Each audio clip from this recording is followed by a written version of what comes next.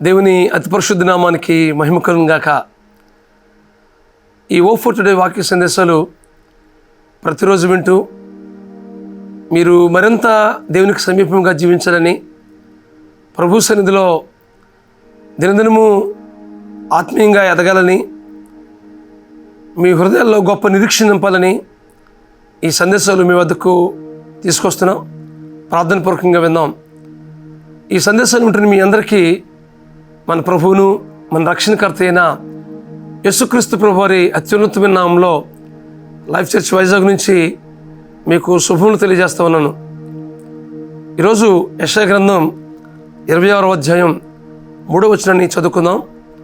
యెషయా గ్రంథం 26వ అధ్యాయం 3వ వచనాన్ని చదువుతుండగా దయచేసి మీరు గమనించవలసిందిగా మనం చేస్తున్నాను. ఎవరి మనస్సు నీ మీద ఆనుకునో వానిని నీవు పూర్ణ శాంతి గలవానిగా కాపాడుదువు. ఎలాగనగా అతడు నీ యందు విశ్వాసం ఉంచి ఉన్నాడు.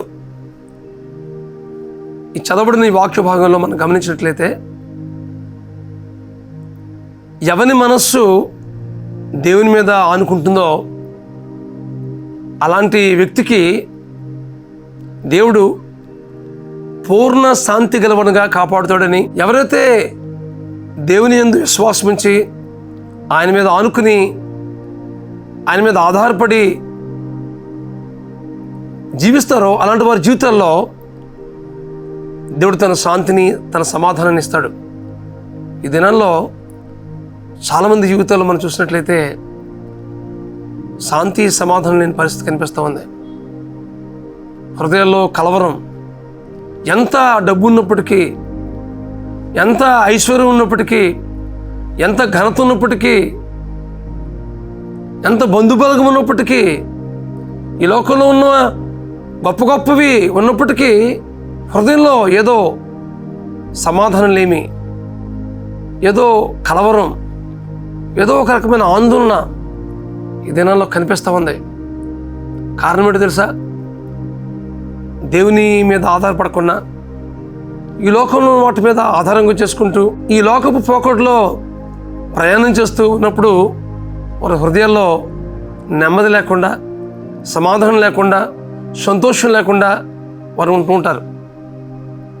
కానీ ఎవరైతే దేవుని మీద ఆనుకొని ఆయన మీద ఆధారపడి బ్రతుకుతారో వారి జీవితంలో గొప్ప సమాధానాన్ని, సంతోషాన్ని పొందుకుంటారు.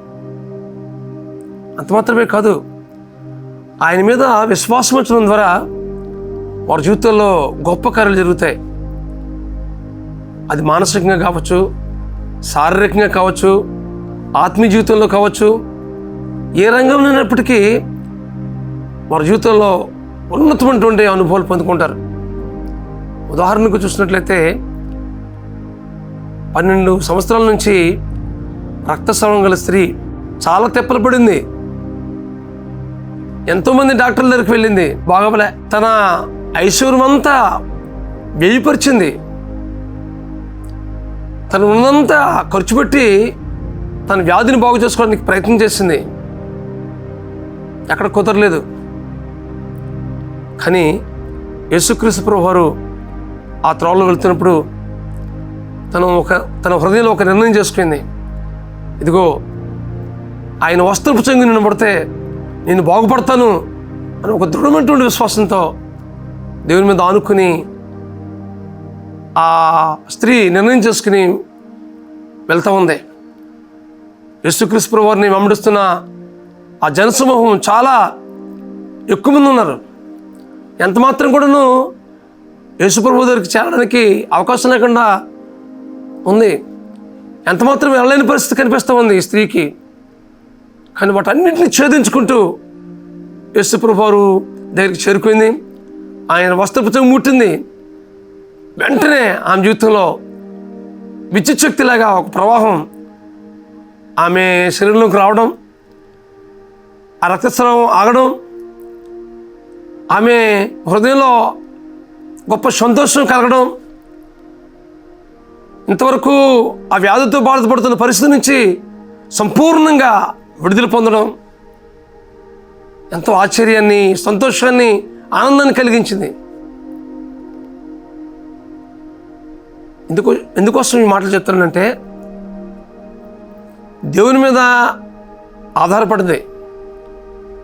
నేను ఎలాగైనా ప్రభువుని ముట్టుకుంటే నేను బాగుపడుతానని దృఢమైన విశ్వాసంతో ప్రభు దగ్గరకు వచ్చింది. కనుకనే ఆమె జీవితంలో గొప్ప శాంతిని, సమాధానాన్ని, సంతోషాన్ని పొందుకుంది. మీ జీవితంలో కూడా ఏ విషయంలో కురుంగుదలకు గురవుతున్నారు? మీ హృదయాల్లో సమాధానం లేకుండా ఎన్ని సంవత్సరాలు గతించిపోతున్నాయి? ఎన్ని దినాలు, ఎన్ని నెలలు సమాధానం లేక, సంతోషం లేక, కలవరంతో ప్రయాణం చేస్తున్నారు? అయితే మీకు పూర్ణమైన శాంతి ఇవ్వాలని దేవుడు ఇష్టపడుతున్నాడు. ఆయన పట్ల మీరు విశ్వాసం ఉంచినట్లయితే, ఈ రక్తస్రావం గల స్త్రీల వలె మీరు కూడా మీ మనస్సు ఆయన మీద అనుకున్నట్లయితే మీ జీవితంలో గొప్ప సమాధానాన్ని, గొప్ప సంతోషాన్ని, గొప్ప నెమ్మదిని పొందుకొని మాత్రమే కాదు, కానీ ఒక నూతనమైనటువంటి వ్యక్తిగా దేవుడు మిమ్మల్ని మార్చడానికి ఇష్టపడుతున్నాడు. కాబట్టి పరిపూర్ణంగా ఆయన మీద విశ్వాసం ఉంచండి. మీ జీవితంలో ఎదురవుతున్న ప్రతి సమస్యను ప్రభువుకి అప్పగించండి. తద్వారా మీ జీవితంలో గొప్ప సమాధానాన్ని, సంతోషాన్ని మీరు పొందుకుంటారనే విషయాన్ని ప్రభు పట్ల మీకు తెలియజేస్తున్నాను. అట్టి కృప పరిశుద్ధాత్మ దేవుడు మీకు అనుగ్రహించి నడిపించునుగాక. ప్రార్థన చేసుకుందాం. బ్రహ్మస్వరూపుడా, మహాకృపగల మా తండ్రి, ఈ వాక్యం ఉంటున్న మా ప్రియుల జీవితాల్లో ఎవరైతే సమాధానం లేకుండా కలవరం, ఆందోళనతో, హృదయమంతా వేదనతో, భారం కలిగి ప్రభా వారి హృదయాలు ఉన్నాయో, అలాంటి వారందరినీ మీ ప్రభా మీ సన్నిధికి తీసుకొస్తున్నాను తండ్రి. ఎవరి మనస్సు నీ మీద అనుకుంటుందో వారిని పూర్ణ శాంతి గలవనుగా చేస్తామని ఏదైనా వాగ్దానం చేస్తావు ప్రభువా.